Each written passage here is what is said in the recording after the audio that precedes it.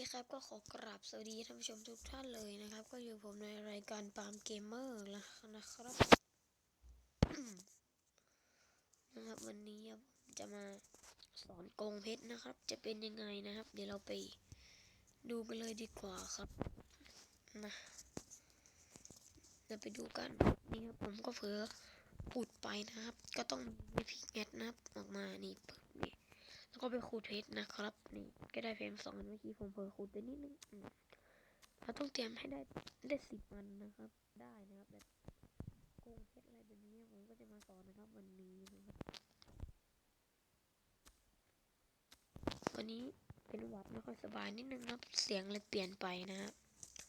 โอเคแล้วก็อันนี้ครับก็ใส่ไว้ที่เดิมโอเคก็ไม่มีอะไรมากแล้วนะครับก็เดี๋ยวใครส่งเลยมันโอเคนะแล้วก็ไปใส่ไปทั้ง10ปุ๊บเรียบร้อยแล้วมันจะเป็นชื่อแบบนี้ครับให้เราเปลี่ยนชื่อเลยนะครับจะเป็นภาษาอังกฤษก็ได้ภาษาไทยก็ได้ก็แล้วแต่เลยนะครับเดี๋ยวผมจะตั้งเป็นชื่อตัวเองแล้วกันนะโอเคได้แล้วก็เราห้ามไปกดไอ้ตัวนี้นะครับมันจะไม่ได้นะ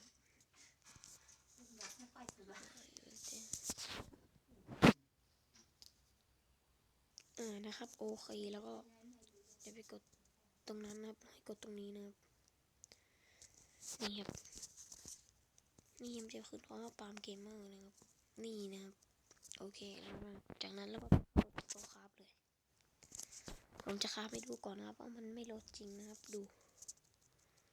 นี่ครับได้64 อันก็ได้เลยนะมันก็จะไม่ลดแล้ว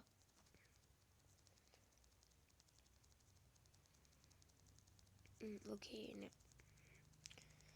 หน้าจอแล้วก็ครับชุดเกาะแล้วก็กางเกงแล้วก็นี้แล้วก็นี่แล้วก็นำไปใส่เลยนะครับนี่นะครับก็ถือว่าดีไปทีเดียวเต็มเลยก็ได้นะครับไม่พอครับใหม่ได้เลยนะครับก็ง่ายๆนะแป๊บนึง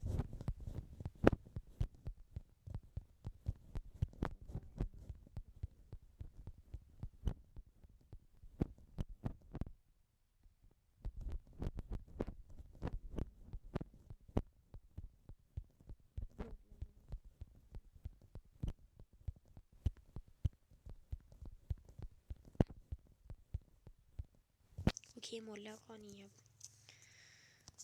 นะนี่ครับนี่ครับสูงเลยทีเดียวแค่ผมยืนตรงนี้ผมก็เสียวแล้วนะครับนี่โอ้ my god ตายโอเคครับนี่ก็ถ้าใครชอบคลิปนี้อย่าลืมกดไลค์กดแชร์กดติดตามเพื่อเป็นกำลังใจในคลิปต่อไปผมด้วยนะครับสำหรับคลิปนี้ผมก็ไม่มีอะไรมากเลยนะครับต้องขอตัวลาไปก่อนนะครับถึงมือหายก็ขอตัวลาไปก่อนนะครับสวัสดีครับบ๊ายบายเย้